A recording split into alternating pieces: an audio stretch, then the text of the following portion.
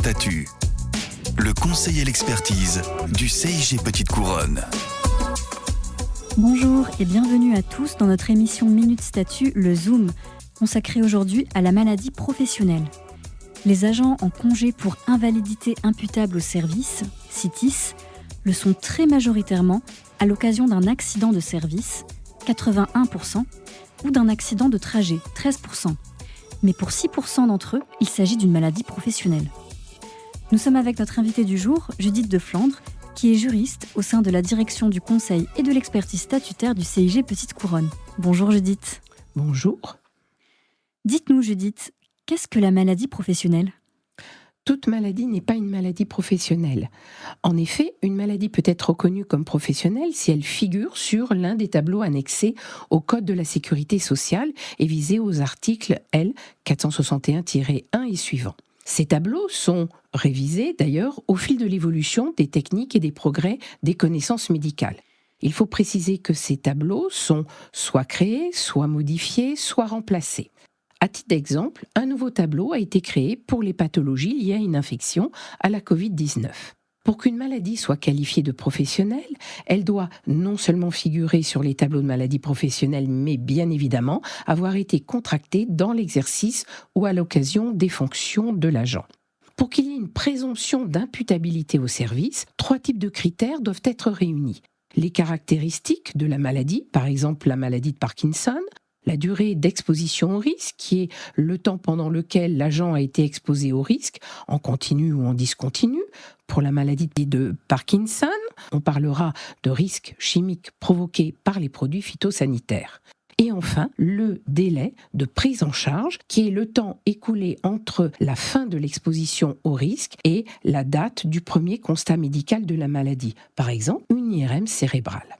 Attention, si l'un ou plusieurs de ces critères ne sont pas remplis, la présence de lésions dites associées peuvent être exigées. Et la preuve du lien direct revient alors au fonctionnaire ou à ses ayants droit. Toutefois, il peut exister des maladies non désignées dans les tableaux de maladies professionnelles. Dans ce cas, le fonctionnaire ou ses ayants droit doivent établir que la maladie est directement ou essentiellement causée par l'exercice des fonctions et qu'elle entraîne une incapacité permanente, IPP, au moins égale à 25%. Est-ce qu'il y a eu des évolutions quant à la reconnaissance de maladies professionnelles et la mise en place de dispositifs spécifiques ? Depuis 2015, les pathologies psychiques sont reconnues comme maladies professionnelles selon l'article L 461 du Code de la sécurité sociale. En 2017, un dispositif spécifique pour les pathologies issues de l'amiante et visant à la protection des agents concernés est paru. Rappelons que toutes les pathologies liées aux troubles musculo-squelettiques, les TMS, par exemple les tendinites, représentent les cas les plus nombreux. Vous avez évoqué plutôt l'éventualité où une maladie n'est pas désignée par les tableaux de maladies professionnelles. Dans ce cas, la maladie doit présenter un lien direct avec l'exercice des fonctions ou les conditions de travail pour être regardée comme une maladie professionnelle imputable au service. Auriez-vous des exemples concrets ? Tout à fait. À titre d'illustration, 2 jurisprudences récentes, l'une de 2020 et l'autre de 2023, nous éclairent sur cette notion de lien direct. Le Conseil d'État, dans sa décision du 8 mars 2023, précise très clairement que l'administration ne peut exiger un lien non seulement direct, mais également certain et déterminant entre l'état de santé d'un agent et ses conditions de travail. Un lien direct suffit. Par voie de conséquence, le Conseil d'État reconnaît l'imputabilité au service d'une pathologie anxio-dépressive dont souffrait l'agent. En l'espèce, la pathologie était apparue consécutivement aux difficultés et tensions observées dans son cadre de travail en lien avec du harcèlement moral. Un arrêt de la Cour administrative d'appel de Paris du 1er octobre 2020 est tout aussi éclairant. Il précise que même si la dépression de l'agent n'est pas en lien exclusif avec le service et trouve en partie sa cause dans des événements extérieurs au service, cette pathologie doit être reconnue comme imputable au service car elle est, malgré tout, en lien avec l'exercice des fonctions de l'agent.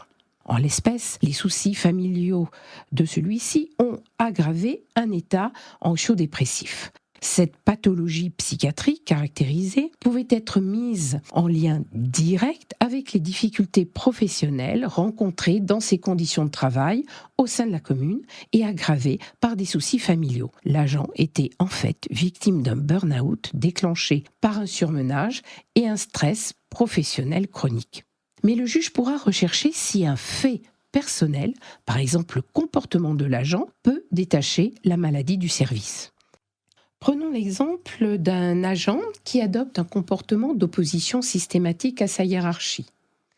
Dans ce cas, ce comportement est la cause déterminante de la dégradation des conditions d'exercice professionnel qui entraîne la survenance des troubles anxio-dépressifs. La maladie peut être détachée du service. Lorsqu'il y a imputabilité au service de la maladie et donc reconnaissance de maladie professionnelle, à quelle protection l'agent a-t-il droit ?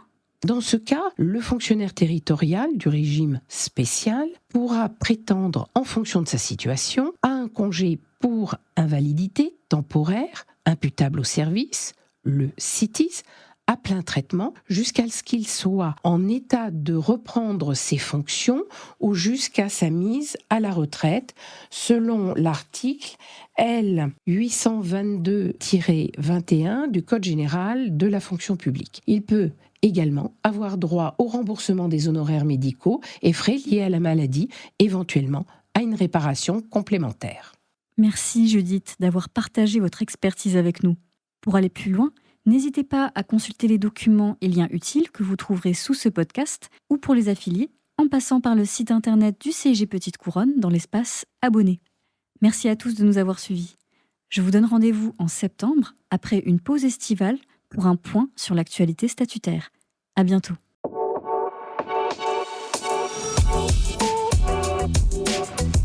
Minute Statut. Le conseil et l'expertise du CIG Petite Couronne.